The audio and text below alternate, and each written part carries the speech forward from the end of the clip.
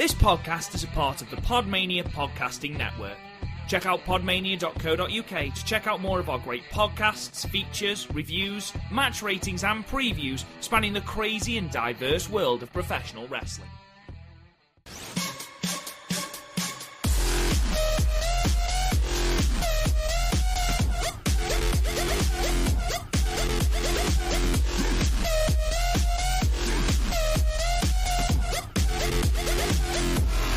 Going to die.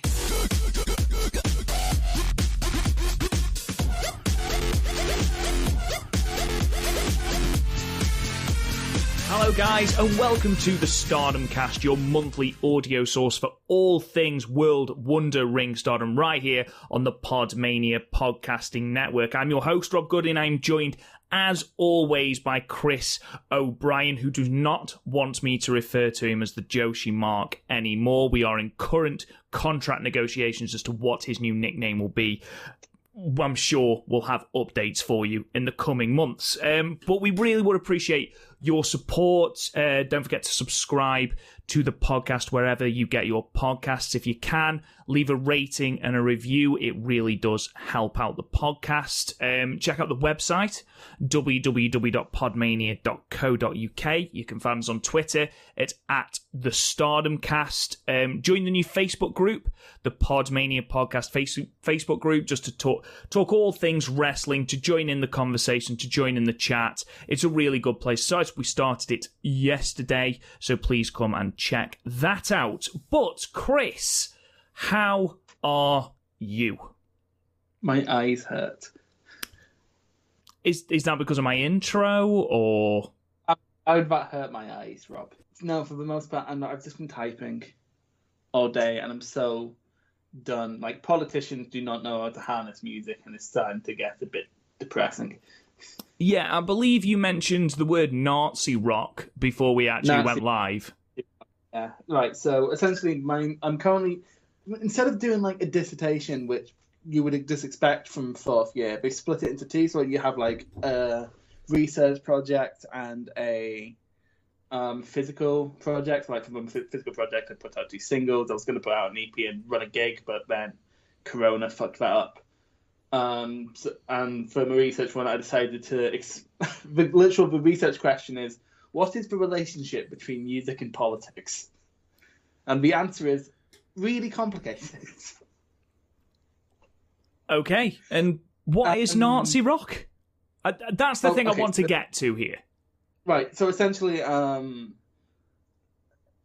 you know, a lot of grassroots punk rock stemmed from political disenfranchisement in the 70s. And the music sort of reflected that. So like it became a fairly naturally left-wing genre. But then, because disenfranchisement is what the far-right prey on, they started trying to circumvent the genre for their own means. And it kind of worked. Hitler was in the chat. But yeah, it's a mess. And quite frankly, I didn't cover it in as much detail in my essay as I really should have. But as you find out as you're writing, 4,500 words isn't a lot of words. No, we all remember university. We all remember college, Chris, even if it was a long time ago for me and Garth. We remember. I don't know if you had this, but every time I start a paper, I'm thinking in my head, oh my God, I'll never reach this word count. And then now I'm just getting to the end of the paper. I'm only 500 words below my word count right now. And I'm like, oh my God, how am I fitting all this in? All the time, mate. All the time. I think it's how everyone starts every essay. No matter what they can say 2,000 words. And in your head, you know it's not a massive amount of words. But even so, you're still like, I'm never going to reach that. That's fucking miles away. You look and you feel like you've been typing for ages and you're only 300 words in. And then randomly, you were halfway through your essay like, 2,400? How has this happened? And you're just going through, deleting all the ands and putting commas. Yeah. I very quickly want to bring up on this podcast, actually. I'm pretty sure Garth secretly resents us for it. Explain. Okay, 2 reasons. One, we now host 2 podcasts without him. Yes, it is. In fact, we do constantly invite him on The Young Lion. We do. And what's the second reason? Because like when I first started getting really into Stardom, Garth could sort of brush it off and like, he's a young mark. That's what all the young marks are doing nowadays. And then you got into it, and he's sort of like, what? You too? Yeah, he is. He is very much the odd one out. Now he's the strange one. Never mind. So today, obviously, with the continuing ban on sporting activities and entertainment coming out of Japan, we've decided to do something slightly different in the absence of those live shows. So what we are going to do today is we are going to review one of, if not the biggest feud in Stardom history, the trilogy of matches between Mayu Iwatani and Io Shirai. And we've got loads of background provided for us by some lovely listeners who will call out later. And it's really, really interesting, the dynamic between the two on quite a simple storyline. It produced 3 matches that I think are classed as 3 of the best matches in Stardom history. I think one of them is quite possibly the greatest match in Stardom history. But before we get into that, I just want to run through a couple of other things that are coming up on the Podmania podcasting network this week. So obviously today, which is Sunday the 26th as we record, we've obviously got the Stardom Cast episode 4, which will be up at 11 p.m. British time. We've also got Wrestling with Jonas' Royce Isaacs interview from the NWA. On Thursday, he interviews Agony from CCW, so that should be excellent. On Friday, myself and Chris will be joined by Garth on the Podmania podcast, where we'll be looking at the week in pro wrestling, talking about some of the news and the things, basically having a completely informal chat about all things to do with wrestling, before on Saturday, John does his normal flagship Wrestling with Jonas podcast with George Mackay. I don't think I've missed anything. Just to say that on Monday, we will be dropping our Super Brawl 8 review, which I have written up today, which is about as a card of 2 halves as you can possibly get. Hogan in the main event is just, it's a troll to get through. But apart from that, Chris, let's get straight into it, shall we, my friend? I mean, I guess we should, yeah. So, obviously, I've already said that we're looking at the Mayu Iwatani and Io Shirai feud. Now, thank you to Niagara Driver 93 on Twitter, who provided us with such fantastic background to this feud that really did help us understand the feud, because neither of us were watching at this point. We're talking 2016 to 2017. Neither of us were fans at that point. Say again? Where were you in 2016, Rob? Where was I? Yeah. Both in Smartdom and just general life. Oh, okay. In Smartdom, I'd just got back onto the wrestling train. I'd fallen out of love with wrestling because, Alberto Del Rio. And then I can't remember exactly what brought me back into wrestling, but I think I was... It was Bray Wyatt several times. Yes, it was actually. It was Bray Wyatt, which is depressing when you think about influences in your wrestling world. But yeah, that was where I was. I wasn't aware of Japan as a wrestling nation, to be perfectly honest. Not until Wrestle Kingdom 11 was I aware of that. So, what about you? I was all in on anything but wasn't WWE at that point. Ring of Honor was a big thing. I think this is right around the time I was getting into like ICW.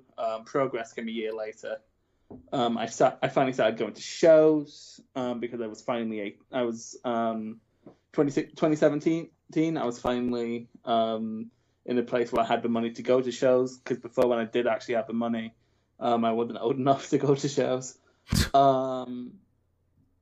Yeah, Japan was becoming increasingly big. I followed the G1. I didn't watch all of the G1 because was it hard for me to find a stream. But I followed along. My pick was Kenny Omega and Kenny Omega won, although the favorite was Tetsuya Naito. But I prefer picking outside picks because I'm obtuse like that. But yeah, like at this point, the most like women's wrestling I had watched was, oh Christ, it's probably NXT. That's depressing in hindsight. Yeah, it was for me similarly. I've never watched aside from Stardom, a promotion that is all women, all Joshi, and this is a refreshing change of pace. And it was interesting to go back and sort of look at its history because I've never done that. And again, I just want to thank Niagara Driver 93 because two of the shows that were actually needed to look at, that included the later two matches, aren't actually on Stardom World yet. No, so, I have to link it. Yeah, one was on Daily Motion, and we've provided the links in the description of the podcast if you want to watch them as well. If they are on Stardom World, we do ask you to go and watch them on Stardom World, especially in these times. You know, they could absolutely use the money, and £8.20 a month is absolutely fucking nothing. I was unbelievable. Yeah, just save the tenner from the fucking network. I was unbelievably annoyed when I was having to get links from it because I ended up watching this from a friend last night. I'll get more to that in a second. But getting him the links, and it's sort of like, just give me a means to pay for these matches. I'll pay for them. But from what I've been told, to understand the majority of this feud, and certainly the start of this feud, we've got to go back past 2016 and the start of this. Even before that, you've got to understand Mayu's story in general. For those who don't know a little bit of background about Mayu Iwatani, she was shut in at home. She didn't come out of a room for, nigh on 3 years. And eventually her older brother, or one of her older brothers, managed to get her to go to a Dragon Gate show. It was there that she decided impulsively to become a pro wrestler. She fell in love with Ultimo Dragon, hence her moveset is very much based on Ultimo Dragon. She packed up all the things and left to go to try out for Stardom without telling her parents. And that impulsive nature of Mayu certainly plays a part in this. She was crap to start off with. Apparently, they thought she was going to be the first one to quit in that class. As she was training, she was the last one of that class to win a singles match. And basically, even though she had potential, she wasn't really seen as much. Now, during this time, Io Shirai, who, is at this time the biggest thing in Stardom, she took her under her wing, and they became an extremely successful tag team, Thunder Rock, and they would, along with Kairi Sane, who was at the time Kairi Hojo, they would create the stable Threedom and would become one of the most successful three people in Stardom, and that comes into the end of the Stardom Gold May 2016 show. Very quickly, Freedom. Is that worse than 3 count? I think it's worse than 3 count. I think it's better than Fortune from Impact. But to be fair, Fortune was somehow a worse version of both the 4 Horsemen and 3 count. Prior to their match in May for the World of Stardom Championship, which Io Shirai held at the time, Mayu actually won the Cinderella tournament in 2016, which, for those who don't know, it's a single elimination tournament where you are granted a wish if you win. And we've said before on this podcast that, the wish usually transitions into a title opportunity. I really don't think it's ever not been a title opportunity, and I quite frankly think they're missing the boat on that one.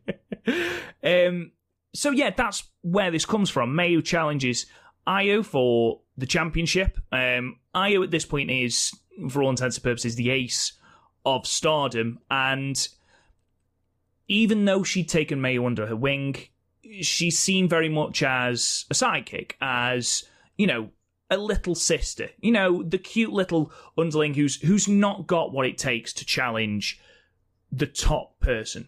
And that, especially in this first match that we're going to talk about in a second, that is very obvious for me. Now, Chris, is there anything you want to add in regard to the build to this first match? It's worth saying we did have one match before this in the 5-star, which is their G1.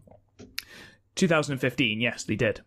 Yeah, they wrestled to a draw, which sort of set up the beginning of this match. I do want to comment on Io Shirai's the difference between Io Shirai and Mayu in terms of confidence going into this match. He was like, I'm probably going to beat her. It's going to be a great match, but let's be honest, I'm going to beat her. Whereas Mayu, she's very visibly like big anxiety boy. Yeah, and again, like that's sort of... She had the same look in her face when Hannah put the banana in her hand. Yes, yeah, she did.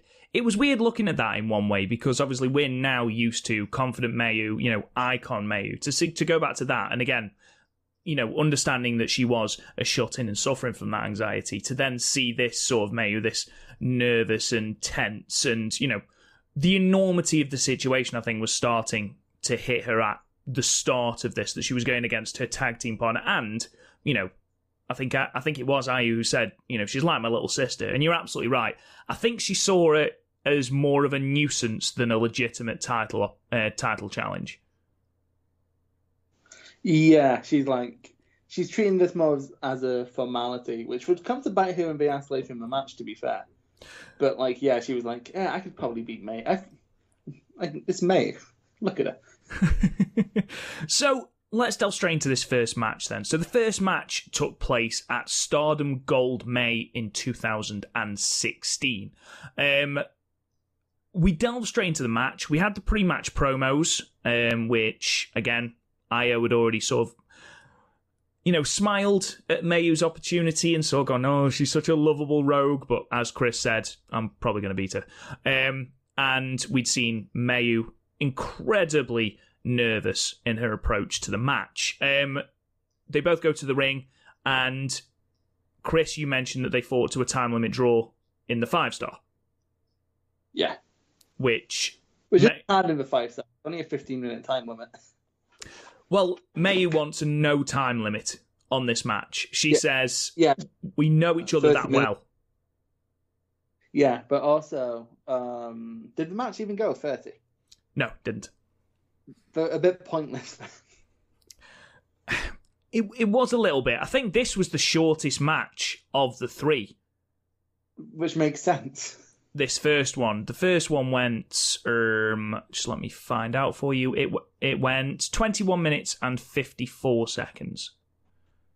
Yeah, so if you're going to do that, you need to at least go 3 seconds over first.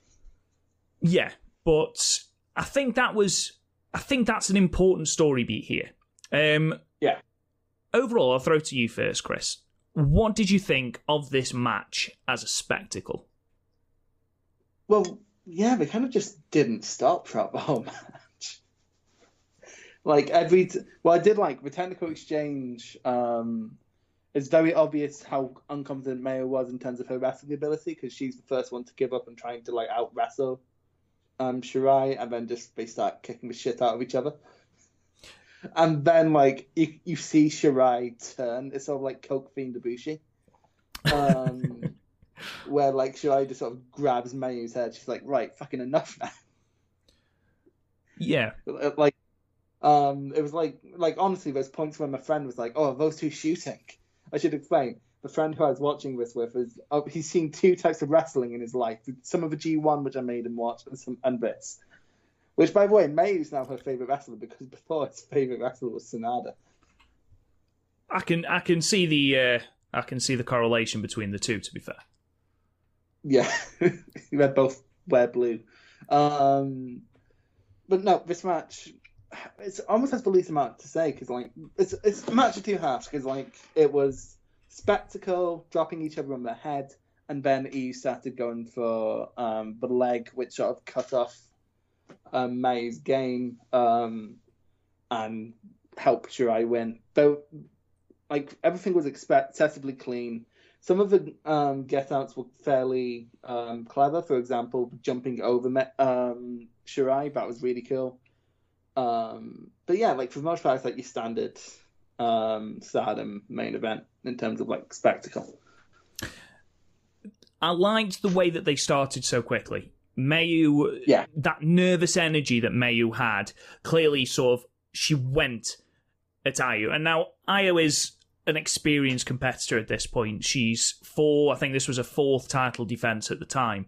So she's a very experienced in-ring practitioner, and all she did was she waited for Mayu to tire herself out and then began to slowly but surely chip away. And at times, for me, it got a little bit embarrassing. It was like, is this really a title challenge? Mayu, come on. I know you're better than this. And Io was saying the same thing. There was one point where Io sends Mayu into the corner, and Mayu was that fucked that she can't get to the corner. She collapses into the corner. And Io sort of squats by her and sort of looks at her as though to go, really? This is all you've got? And it was, it was sort of shown in the ending when all it took was one moonsault to finish it off. And that is something we are going to come back to over the next 3 matches. But yeah, it didn't pause for a second. It was hard-hitting. The kicks from Io were like, not only were they stiff, not only were they hard, it was like a parent disciplining their child. Like teaching them a lesson. We really did grow up in very different times, didn't we, Rob? We still had... Say again? Were you caned in school? How fucking old do you think I am? 106.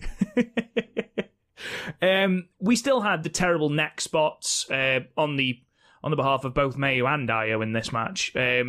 How Io was able to walk after this trilogy is beyond me. I think if this entire trilogy should have a name, it should be Neck Break the Musical.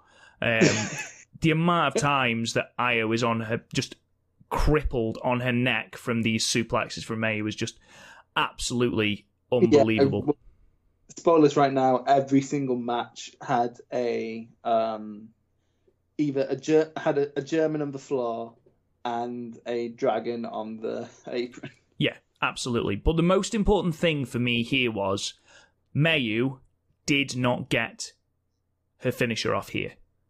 No, didn't get a 2-step dragon, which, to be fair, people spunked over Omega and Okada for doing that, despite the fact, like, basically every wrestling trilogy has this.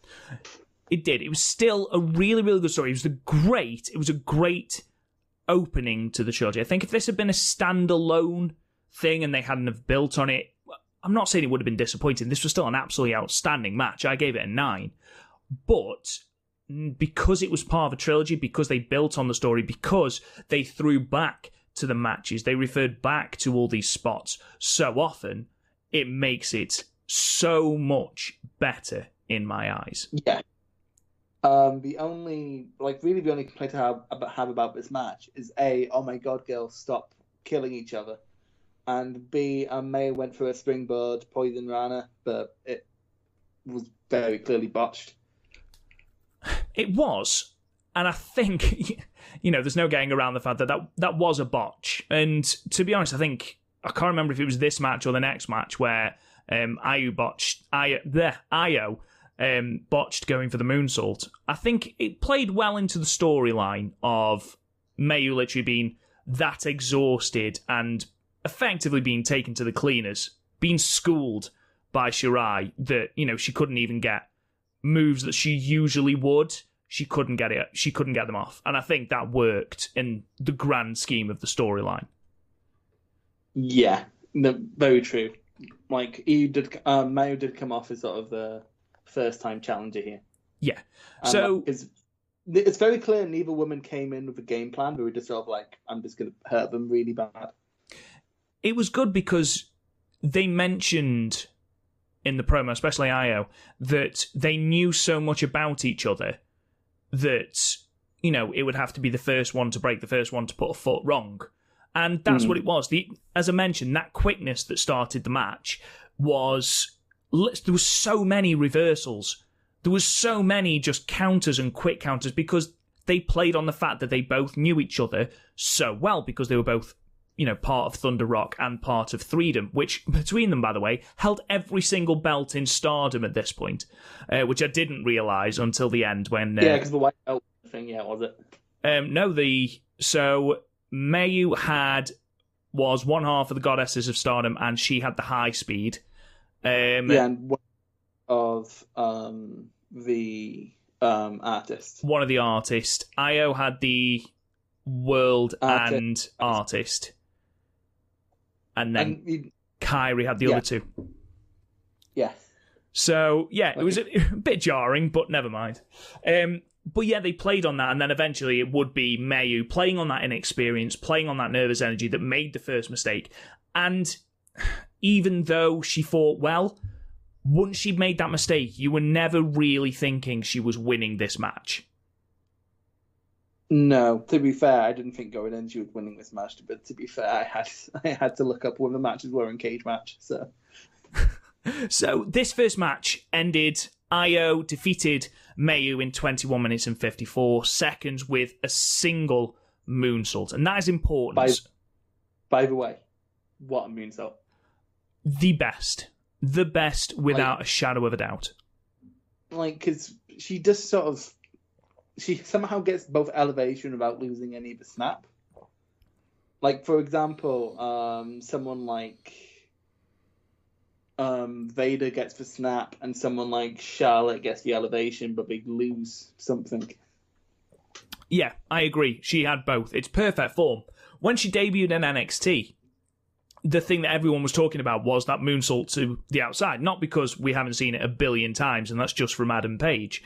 It was because it was just the form of it was absolutely flawless. That's how I first, believe it or not, that's how I first heard about Stardom. It's like, where's this girl? And there's these two girls in Stardom. One of them has the best moonsault ever, and the other one has the best elbow drop ever. And I was like, nah, it can't be. And then I watched the Mae Young Classic, where Kairi Sane came in, and I'm like, oh my god, which made me Google Io Shirai. It's moonsault, and I was like, oh my god. And then for some reason, never checked out any of the other matches. Well, that's pretty similar to me, actually. I heard of Kairi Hojo before when it was rumoured that she would sign for NXT, which obviously she eventually did. But it was the reason that Bayley had to stop doing the Macho Man elbow. No, it was the other way around. There was controversy about because they weren't going to let Kairi Sane use the elbow because Bayley was. Yeah, but then Bayley stopped so that Kairi could do the elbow. That's what I mean. Yeah, because ultimately, but is there a worse elbow drop than Bayley? CM Punk. But at the time, it's certainly no Macho Man, is it? It's certainly no Macho Man. You know how the very underrated elbow drop is Eric Young. Honestly, man, I know this is really depressing. The last time I saw Eric Young might well have been War Games 2017. Yeah, that's probably the last time I saw Eric Young. No, that's a lie, because I saw Eric Young at a house show. He was on a house show? Yeah, it was Sanity versus The Club. And then Jeff Hardy did a run-in for some reason, despite the fact he had a match with Nakamura in the match before. Basically, they realised that Jeff Hardy gets the biggest pop of anyone on the roster, so we're like, hey, we might as well send him out twice. So, post-match, Io sort of comforts Mayu. You know, again, like that parent who they know their child's done something wrong, but they're going to comfort them anyway. Sort of, you did well, but not quite. I'm sorry, your child done something wrong. How dare you try and claim glory, you little shit. Get back down there. That's exactly what it felt like. You've tried, you've had a go. Now get back to where you belong. You aren't good enough to challenge for this belt yet. I'll cuddle you. That's at least how it came across to me, anyway. I'm sorry, you get back and immediately in my head is like, Mayu was a man who thought she was alone. Post-match, they were cornered by Iwatani, Kagetsu, and Kyoko Kimura, who challenged for every belt, I think, was challenged for. It wasn't completely clear, but every. They literally said, we want baby. All of it. Just give us all. And at the next month at Korakuen, the Oedo Tai team took the Goddesses of Stardom belt from Thunder Rock, which I think plays into the next stage of this feud, which we'll get to in a moment. Chris, is there anything you want to talk about regarding this first match from Stardom Gold May? No, again, I think the most clear thing to say here is that it was very clearly it was despite the fact they did start destroying each other, it was kind of wrestled like two people just going for it. Like nothing here was like deliberately mean. Like nothing here was targeted. They were just trying to beat each other. And I think for me, that was especially Mayu, who hadn't really been in this situation before. And I think she just sort of went in thinking, I'm a good wrestler. Let's see what happens. And that's one big change for me between that first match and the second match that we're going to come to in a moment. Yeah. So, in between these times, as I've already mentioned, Iwatani took the tag belts, or the Goddesses of Stardom belts, from Io and Mayu. Now, fast forward to later on in 2016, and Io Shirai has turned heel. She's turned heel and she's formed the stable Queen's Quest with the reasoning that Mayu and the rest of the Stardom roster lacked a killer instinct. So what she did was she formed this stable and basically brought in younger members of the roster to teach them this new clinical killer style of wrestling. And those younger roster members included Hazuki and Momo Watanabe. Bearing in mind that Mayu viewed Io not only as a big sister but as an idol, this heel turn was something that completely derailed her. And she showed just this venomous side when they met again at the year-end Climax in December 2016. Chris, is there anything you want to add regarding Io's heel turn, the formation of Queen's Quest, or the general betrayal of Mayu and the rest of Stardom? Well, I wasn't watching, so I actually don't know all that much, but like it makes sense. Like once you've been ace for a while, you can't stay face. Take some notes, Okada.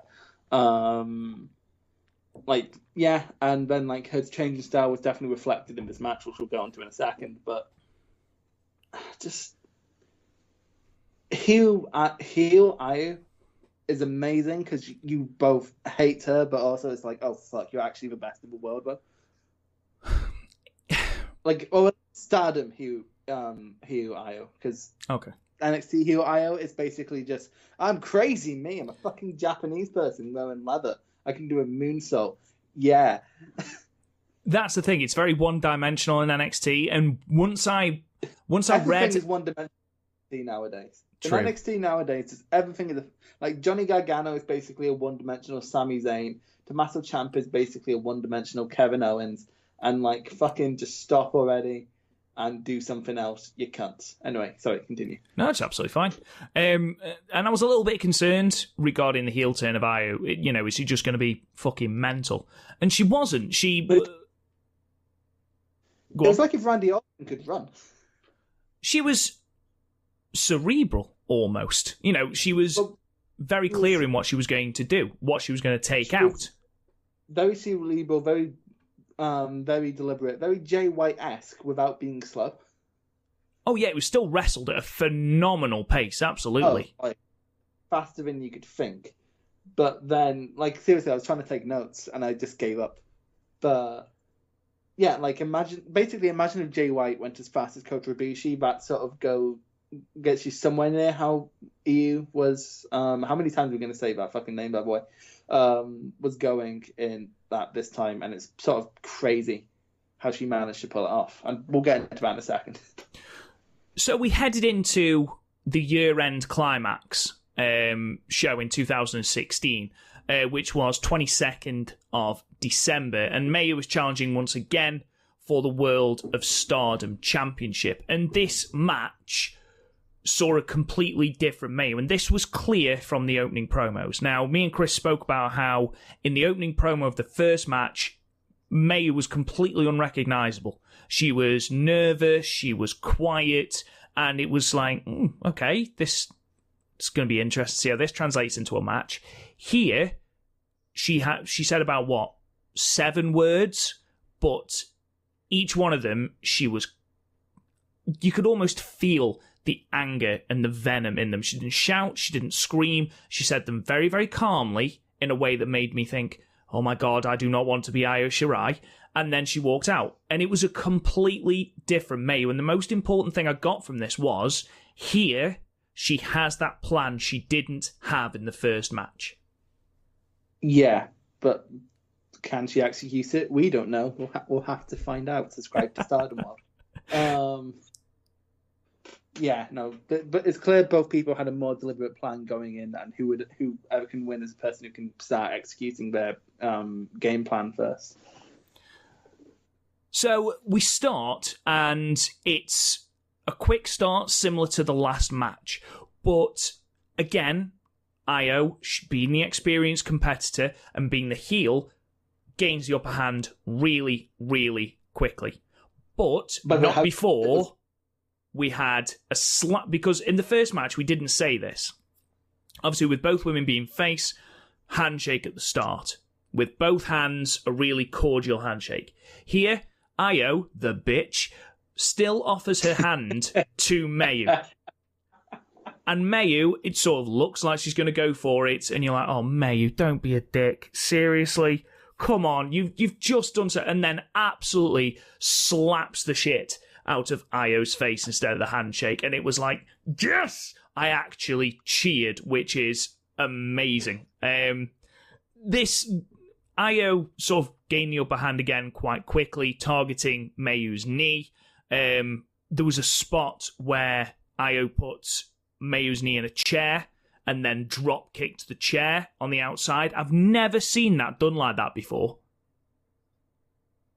No, but by the way, can I just say when E took control, just the slipping underneath taking the leg, that was amazing. She did it twice, and both times looked awesome. No, but the thing is, when the first time it happened, it came out absolutely nowhere, and she just pulled her into the post. It's like, oh my God, that's such a perfect way to subvert what Mayu's going to do. And then she starts attacking Mayu's leg, which means Mayu can't be any more athletic, which Mayu responded to by just going, well, I'm just going to drop you on your head. This was, yeah. I can't run. I'm going to drop you on your head so many times. Just unbelievable brutality. A completely different change in character from the Mayu we saw in the first match. And again, the background information we've received is amazing, but Mayu would sort of second guess herself before, where she was, she had the talent, or she'd have the ideas, but not necessarily be able to carry them off. And here, completely different. She was just it was a brutal side of her. There was dragon suplexes on the apron. There was a dragon suplex on the floor. There was regular dragon suplexes. She must have dumped Io Shirai on her head 6 times, and I'm talking so high on the back of her head. It was almost uncomfortable to watch, but at the same time, Mayu plays the underdog so well that you can't help cheering for it. And this, take nothing away from Shirai. Shirai played the cocky, arrogant ace heel to an absolute T in this match. Yeah, she changed up her, the fact that she changed up her style very, very clearly worked. And then she threw in all these little tiny things. For example, every time she'd go for a moonsault, she'd step over Mayu. She'd step on Mayu to go for the moonsault. Yeah, absolutely. In fact, I think one in this match, she was on the other side up from the turnbuckle, so she walked around Mayu so she can step on it. It was amazing, but on the flip side of that, there was callbacks to the previous match. The move that set up the moonsault in the first match was a tombstone.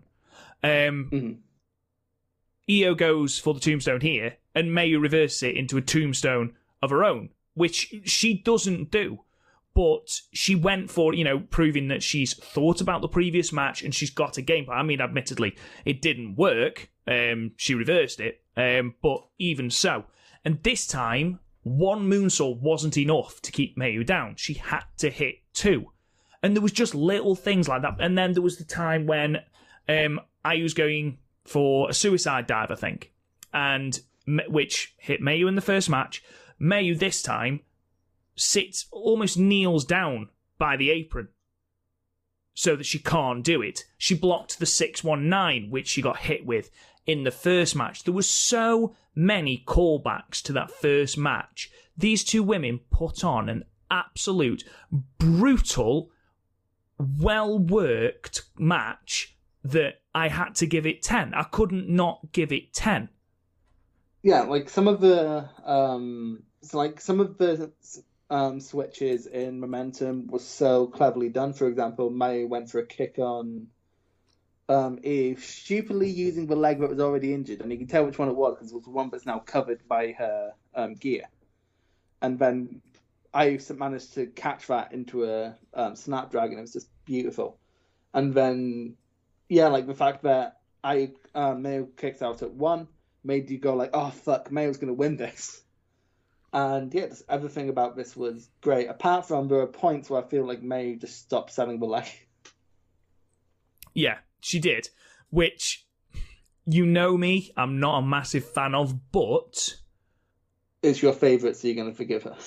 No, I think she sold it enough. There's a moment in a match where, you know, if you're going to sell it ridiculously, then it still loses its impact. I thought she sold it enough. And I think she still had, even though she was far more brutal and she had more of a game plan, and both of those things were evident in the transition between match 1 and match 2, she still had that sort of naive excitement when she was on top, and that links into the spot you were talking about, going for that kick with the injured leg. She saw that Shirai was on the back foot and thought, I need to capitalise here, and went for a kick, which is exactly what Shirai wanted. She caught the bad leg, hit a suplex, she's back on top, and that was just masterfully done throughout this match by Shirai. I feel like we'd be remiss if we didn't talk about those 2 dragon suplexes. I don't want it. It gives me fucking Vietnam flashbacks. Like, Jesus Christ. Can you think of, like, more brutal suplexes? Like, I can think of maybe Kenny Omega's Snapdragon on the floor. Well, actually, I say more brutal. We have covered Masawa versus Kobashi. But still. I don't know. I think the one on the apron, this one, more than the one in the next match, this one just, she seemed to hit so high up, and it was so like, you know, they'd reversed so many suplexes and, you know, in the last match and leading up to this, you just assumed it was going to be another reversal, and then when it didn't happen and she landed and then just sort of slumped to the floor quite wonderfully. I think Shirai's selling was a little bit underrated, to be perfectly honest. Mayu sold well, Shirai sold fantastically. Yeah, but like, Mayu had a harder thing to sell. She had to keep a limb going in a very fast-paced match, and then like Shirai just had to be woozy. Which she did even more in the third match, which we'll get into in a moment. Yeah, to be fair, Jesus Christ. Yeah, there is another reason for that, which we'll get into in a moment. For me, this is the greatest Stardom match I've ever seen. I thought it was fantastic. I thought it was fast-paced, bell to bell. I was wrong. This was actually the shorter match of the two. This was a shade over 17 minutes. Yeah, but that's the thing. Stardom are really good at making matches like they go under 20 minutes feel like hour-long epics. And it's all because they're paced so well. Yeah, the greatest compliment I can give these first 2 matches was that both matches were single cam matches. So you often didn't have the greatest view of things. Annoyingly so, because you could actually see other cameramen walking around the ring. It's like, well, why? What's the point? To me, and it does sometimes put me off on New Japan shows, especially things like Tag League or the middle of a Best of the Super Juniors. It can get quite annoying. Here, it didn't bother me in the slightest because I was that invested. I know it's completely different as well. You're talking about a blood rivalry at the top of a card and at the midpoint of a tournament. I know it's completely different, but even so, I was that invested in this match that this didn't feel 17 minutes, and I never once was bothered by the fact that it was single cam and no commentary. Yeah. To be fair, I'm just used to Stardom being no commentary. It's weird now when it has commentary, but yeah, this is one of the best Stardom matches I've ever seen. I'm not sure it's my favorite, but only because like it's not following along. I tend to love a match more if is when I'm following along with the product already. So the two that I like more than this, or the two or three that I like more than this, are because I watch them while following the product. Yeah, absolutely. So, like, this is the best Legacy Stardom match I've seen, which is very few. I should probably go back and watch more now that I have the time on my hands. I say that I'm still watching through G127 and have no time for uni work. But when I do have time on my hands, I should go back and do that now that there's no new wrestling. But also, I want to watch Noah. Do you see? I'm a very indecisive man. But yeah, this was great. Like, it speaks volumes. So this is one of very few Stardom matches that Meltzer felt compelled to review. Yeah. And he gave it 4.5 stars, which, you know... Which, to be fair, with Meltzer, seems to be a very token star rating nowadays. It does, but I think it was a fair rating. I'm not going to argue with it, you know, for the sake of half a damn star. Rating, but like nowadays, like I don't like shitting on Meltzer's rating, but he gave Ospreay and Kenta 4.5 stars. Yeah. I just think that this was great. If it's two people he's a fan of, he's probably going to give it 4.5 stars. Yeah. But no, this is great. I'd give it a 9 just because I felt Mayo's selling was a bit inconsistent, and at times it took me a tiny bit out of the match. But also, it's still spectacular. Yeah, I mean... That's me nitpicking, but also, but just because there was a moment where I was at this match means in my head I can't give it a 10. It did seem a little bit weird that Io was targeting the knee. Of all the things to target for Mayu, you know, thinking of a finish, but I suppose with her being, you know, an athletic, quick-paced competitor, it makes sense. Yeah, but also, you have to realise with the finish, she has to bridge.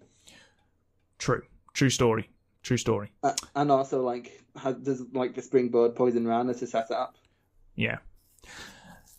The post-match promos then,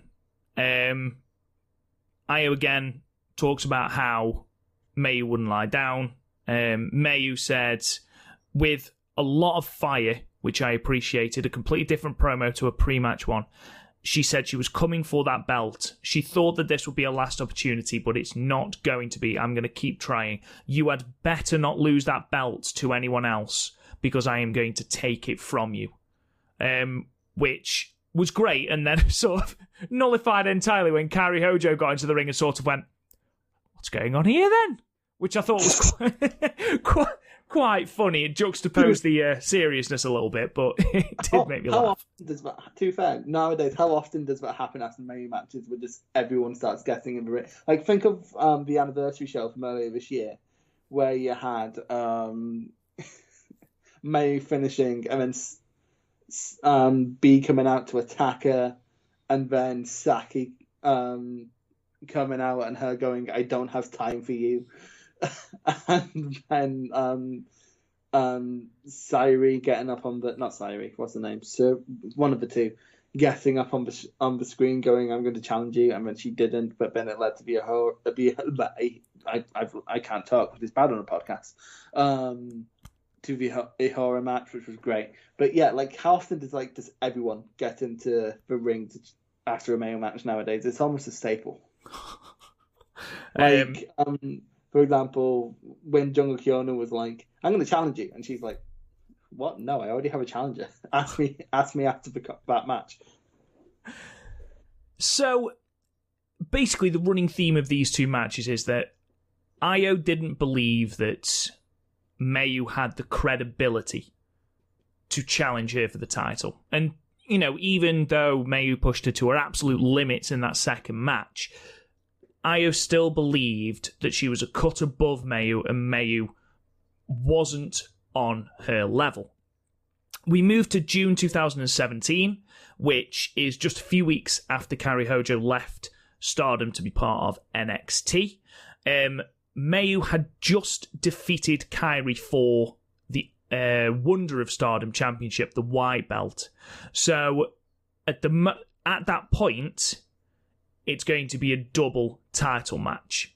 And with it being a double title match, with obviously Io holding the World of Stardom Championship, Mayu holding the Wonder of Stardom Championship, it was an unofficial match to crown the top star of the promotion moving forward. It was almost a changing of the guard match, if you know what I mean. Well, it had to be at this point. It was basically all but confirmed that Shirai was going to WWE.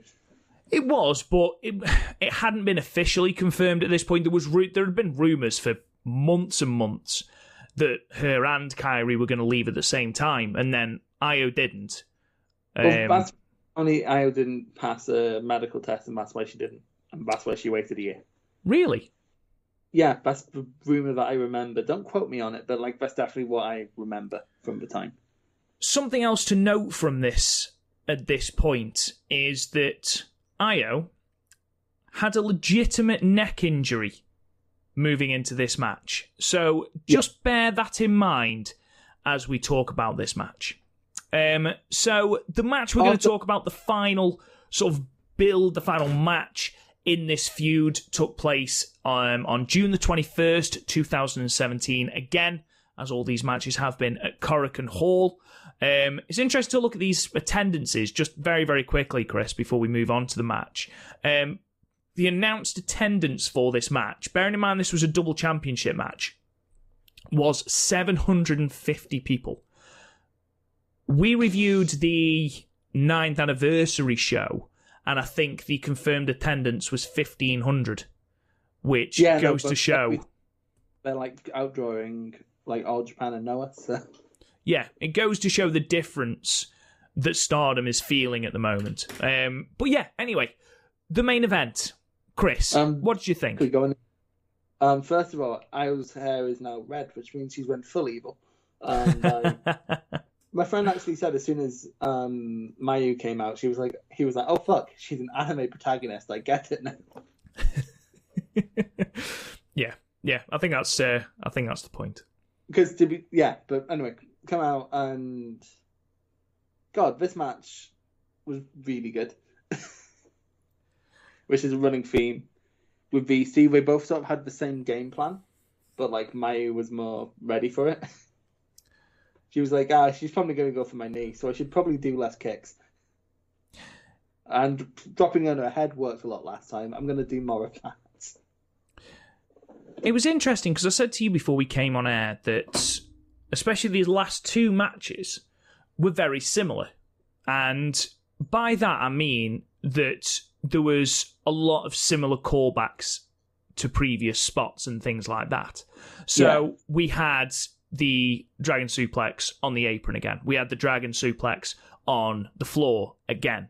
And even though you might think, well, they've already done that, it worked into that story. And there was different bits. So, for example, in this match, of the three, this was the only match where they fought into the crowd. Yeah. And then crazy things happened.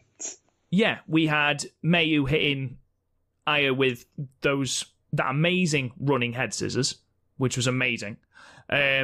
We had just all of the Dragon Suplexes. I cannot begin to describe how many times Io was dropped on her head and on her neck, to the point where there was one particular sell from, I think it was about 3/4 of the way through the match. And the woman is exhausted. You can see for the first time, she's held this belt for 500 days. This is her 15th title defense, and it's Mayu's third attempt out of those 15.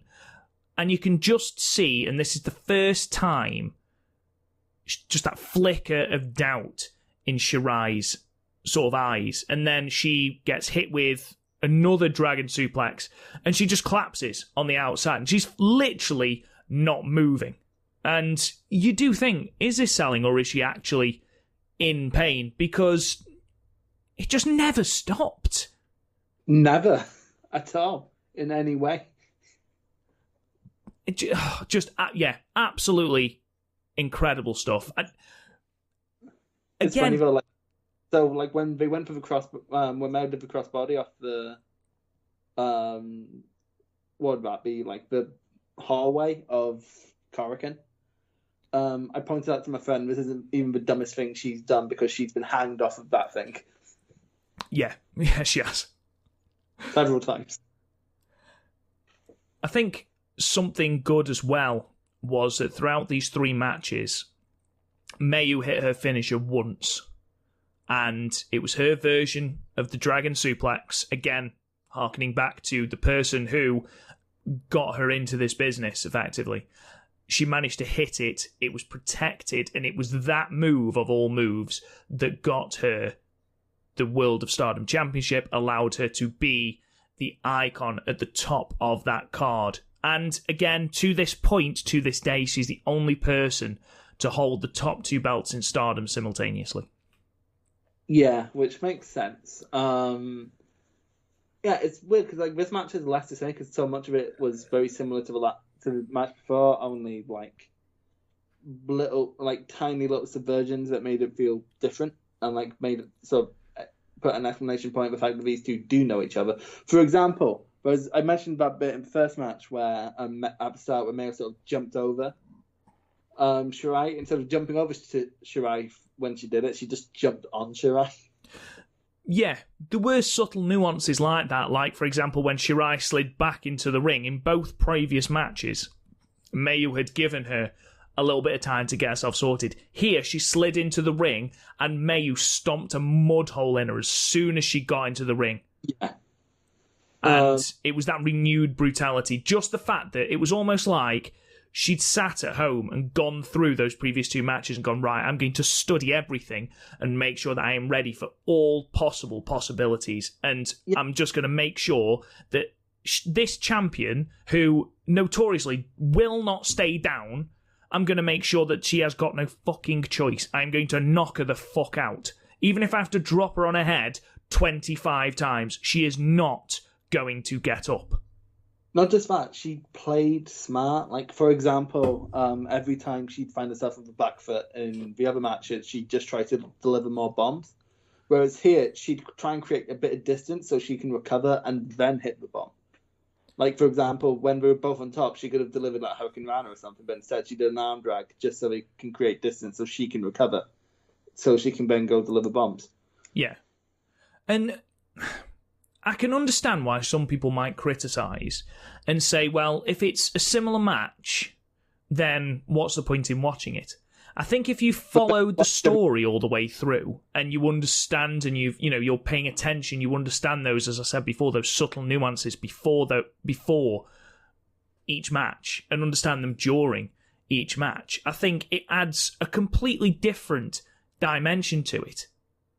Yeah, I think a great way to sort of punctuate this is if we contrast this with, say, Gargano and Ciampa from NXT, where like their callbacks were more just repeating spots. Like, for example, take the latest match in NXT, which people are telling me a match of the year, and I think they just don't understand wrestling. But fuck you, Marks. But most of the spots in that match were just the same as other matches, and then like that's my main problem with WWE trilogies and like, prolonged storytelling in WWE as a whole, where like we just do the same thing over and over again. Like we've done DIY breaking up 3 separate times, and twice we did it the same way. One of the things for me, go on, carry on. I thought you'd finished. Like whereas here, like everything, like they did a lot of the same thing, but they fucked about the cadence. They fucked about with what that thing achieved, and that helped build the story. Because at the end of the day, every wrestler has a limited moveset unless your name's Jack Evans. So you can only really do so much within 3 matches. But like at that point, it's about where you put the big moves to put forward the storytelling. And like they did that here, and like in other trilogies, especially in the Fed, and especially in like a lot of places that try to be like the Fed, that doesn't happen. Like for example, the trilogy versus Pac and Omega, I could not tell you anything about the 3 individual matches because the same things basically happened. There's 2 things that I want to talk about that summarise this entire trilogy of matches. In all 3 matches, Io straps in the cloverleaf and the crossface. If you watch Mayu's face in the first match, she is panicking. She's scrabbling about, there's fear on her face, and you just think, oh fuck, she's going to tap out. Fast forward to the third match, and Io, again, I keep flitting between Io and Io. I apologise, it's the same person. It's for me, Dawaki. Dawuki. She straps in the same moves, but Mayu's face remains calm. It's like she's thinking, okay, I need to get out of this now. What do I do? It's what they tell, if you panic, you'll make rash decisions. Whereas if you're calm, collected, you've thought about it, you'll make the right decision. And it seemed that Mayu had done that progressively throughout those three matches. And it was a wonderful, wonderful sort of improvement, sort of journey that she went on in these three matches. Yeah, no, you can definitely see the act. Like, she went into the first match not confident enough, and then she went into the second match, you can see her in her entrance far too confident. I mean, this match, again, was the longest of the trilogy. It went at 27 minutes and 52 seconds. And I think that speaks volumes as well. In the first match, Io was able to put her away quite handily, despite Mayu wanting that no time limit. In the second match, it was short, brutal, and basically both women put everything into it in a very short space of time. It worked with the story. Here, Mayu stretched Io.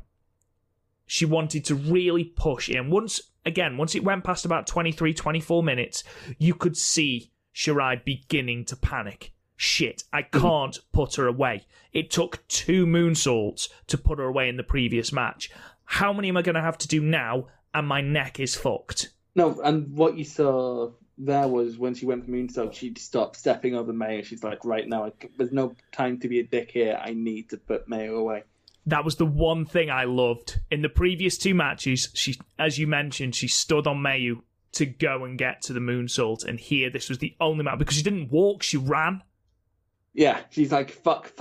It's like at the end of Sonata and Okada. Yeah, I loved it. This trilogy was absolutely fantastic. Sorry. Yeah, this is definitely one of the best wrestling trilogies of last decade. I can only think of a couple really that beat it when you're just looking at them as pure trilogies. Because it's super weird, like, it may not be like one of the best feeds, but in terms of like trilogies, I can think of only like one better, maybe 2. And they both involve Kenny Omega. It just goes to show as well, it's such a simple storyline. It's a tale as old as time. Yes, that's right. A Beauty and the Beast reference. I just think that it's such a simple storyline that's been told over and over again, but they made it work, and they made it work so well in the space of, 6 months? Just over a year, isn't it? From May 2016 to June 2017. It worked so well. And honestly, I was so invested in these matches, and I was so invested in the story that, this might be one of my favourite trilogies, along with Okada and Omega. Completely different, so please don't get at me and saying, you're comparing this to Omega and Okada. No, it's just a completely different trilogy that I enjoyed in a completely different way, in a completely different underlying story. I also jump to like Omega and Naito, but then again the last one didn't really stick the landing. It's hard to think of other Naito Okada? No, because that's more than a trilogy. But again, I guess it depends what you count as a story. It's weird, like, because in Japanese wrestling trilogies are weirdly rare because they always go over that. Was Masawa Kobashi a trilogy? No, but you've had hundreds of matches. No, I mean, was it a set trilogy where Kobashi eventually took the GHC Heavyweight Championship off Masawa? Was that as part of the trilogy? I don't think, because Kobashi was originally meant. I think he was originally meant to hold the GHC title, and then he got injured. Because the initial program was between him and Jun Akiyama, and then Kobashi got injured, so the program became between Akiyama and Masawa, I think. Right. Okay, fair enough. Question then, Chris. So, I've gone match ratings. The first one I gave 9, the second one 10, the third one 9. What would you do? Oh, I did 9 across the board. 9 across the board. Which one is your favourite match of the 3 and why? That's like asking me to pick my favourite Garth. Of the 3 Garths you know? You don't know how many Garths I know. Actually, no, you do, because I'd never heard the name Garth before, so the first week of knowing Garth, I kept calling him Gareth. I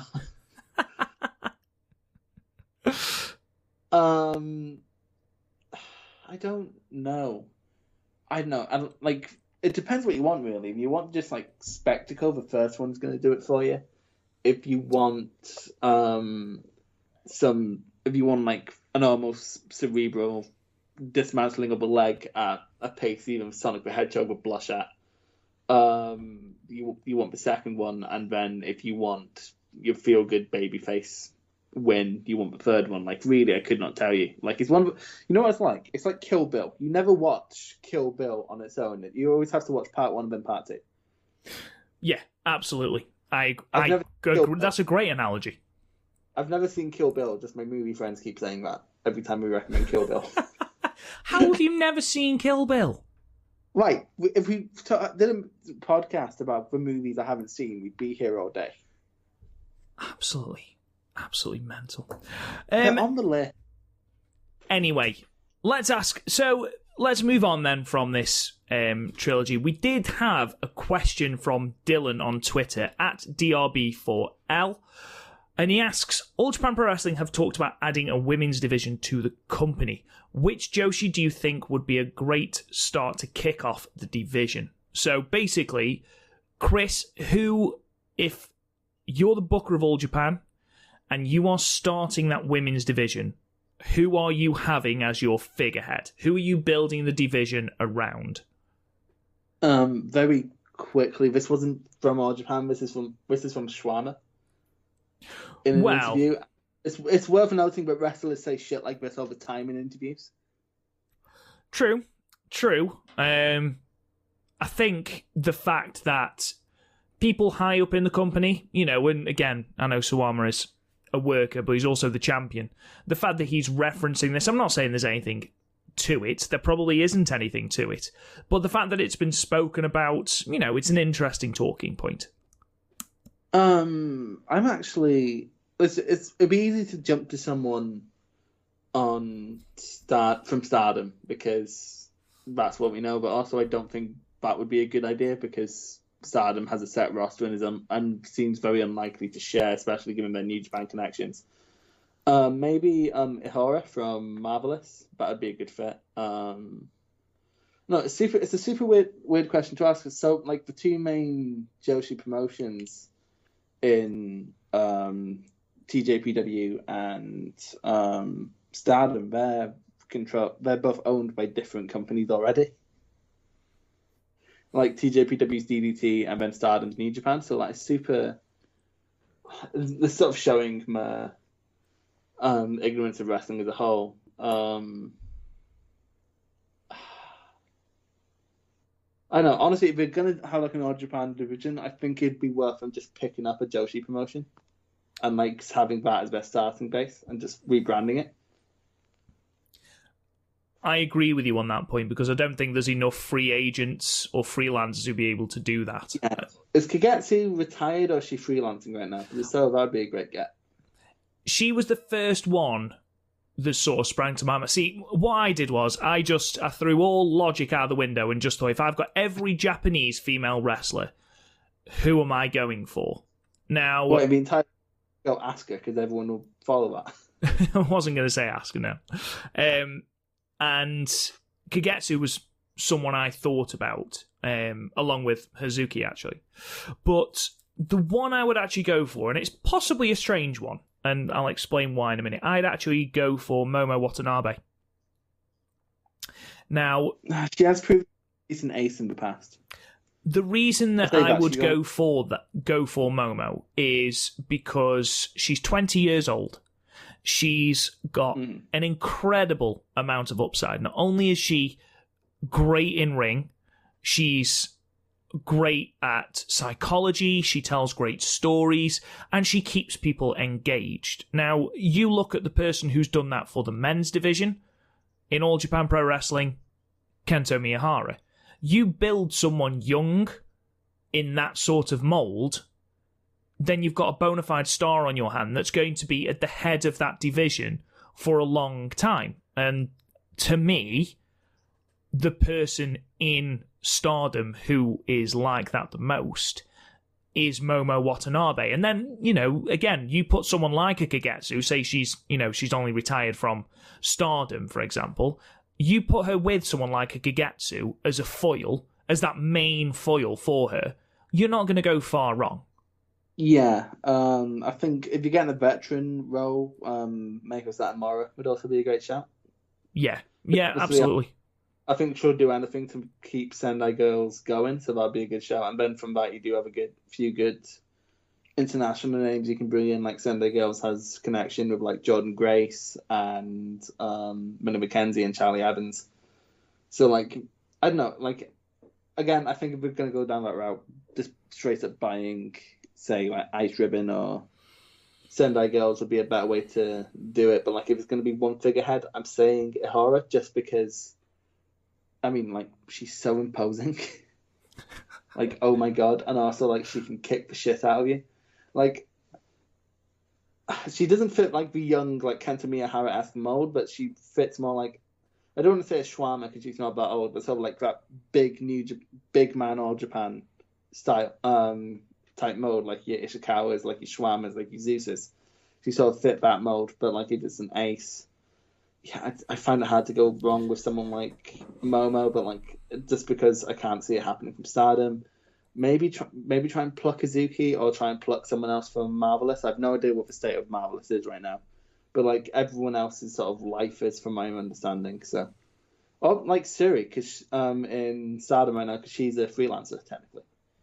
Yeah, potentially. I mean, I don't, and this is potentially unfair because from what I've seen of it in ring, she's great. Bit loud, as we mentioned in the last podcast, but she's great in ring, and I don't know if I've seen enough of her to be a figurehead. I think if you put her, Kagetsu, Ihara, and Momo in a division as like the four you build around, your division's going to be sound. I do think if this was to become a serious thing, which again, I'm not entirely sure how much it will be, if it was to become an actual thing, I think you go the route of buying a promotion, because if you look at what the WWE were having to do to even begin to think about their NXT Japan plans, it was going to have to be to buy an already existing promotion. They weren't going to be able to create their own promotion because that's not how Japan works. I think it's different if you're adding a division to your promotion, not starting a promotion from scratch. Yeah. Actually, if we're just adding women, I kind of want intergender wrestling like we do in DDT. Partly because it's something to set yourself apart, and that's sort of what All Japan's missing right now.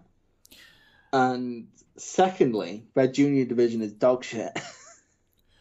Yeah, they have only got a handful of decent juniors. I think before they talk about adding anything, Chris, they need to add things like name cards. Yeah, well, yeah, exactly. But like, they also need to like build up a division I have, because that's always been my biggest thing. Like, for example, the question of should, say, New Japan add a women's division comes up a lot, and like, there's always two diametrically opposed sides, and somehow they're both wrong. So like, there's the side that argues for it because like WWE does it and they're the industry leader, and then there's the other side who argues for it because argues against it because they don't mix. Both of which are wrong. Both of which are a wrong way of looking at things. The way I say it is, I really want a women's division in these places if they can handle it. And you look at some, say, New Japan, they have 500,000 belts and can only book 2 of them at any given time. Like at any given time, at least 2 of those divisions have fallen down the wayside.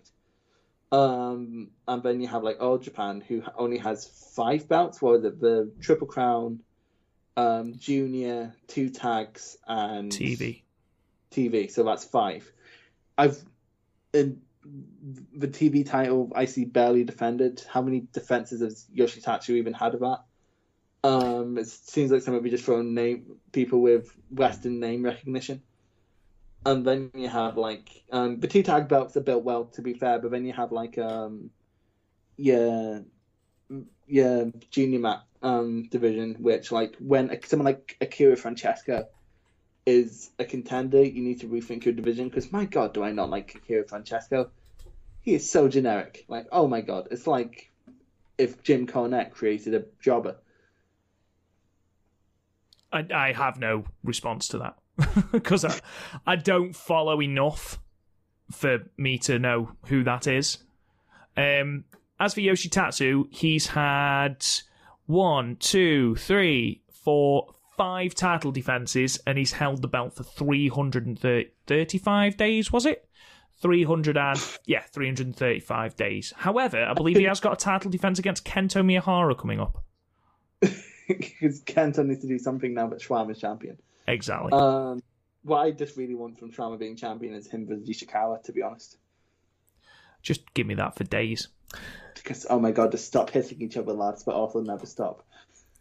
Anyway, I think that about sort of seals off our podcast for today. Thank you so much for listening. It's been a real pleasure looking back at this trilogy of matches and the storyline going into it. And they're up there now with 3 of my favourite matches, and certainly one of my favourite matches of all time, which is not something I say lightly, trust me. But anyway, thank you so much for listening, guys. We really do appreciate it. Again, as I said at the top of the show, please check out the podcast anywhere you get your podcast. Subscribe, leave a rating, review, share the word would be great as well. Check out the website, www.podmania.co.uk.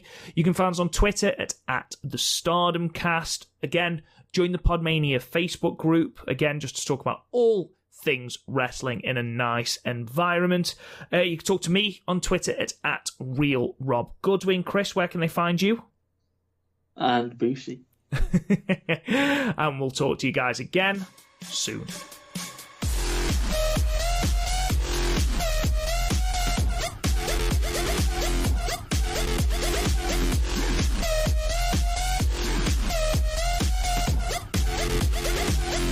Now you're going to die.